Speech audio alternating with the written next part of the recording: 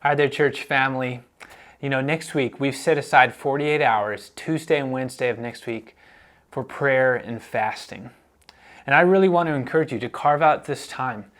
Ahead of the fall, we want to take a moment to start off this school year by submitting ourselves to God, consecrating ourselves to God, seeking His will, even as we're making all plans for life and getting back into the busyness of life.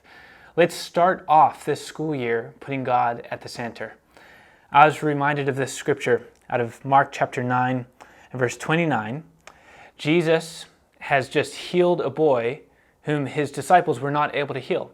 The boy was deaf and he was mute, and he had a spiritual attack, a demonic oppression going on in his life. And his disciples asked him, why weren't we able to cast that demon out?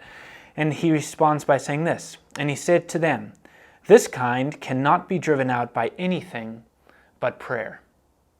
The reality is, if we're going to see God's kingdom advance in our city, we can't presume that it's just going to happen out of the practicalities of what we're doing. No, we need God to act in our city and to move in our midst, to do things that you and I are completely incapable of doing, to bring salvation to people that you and I are praying for, people that we can't convince to believe in the gospel. We need God to move.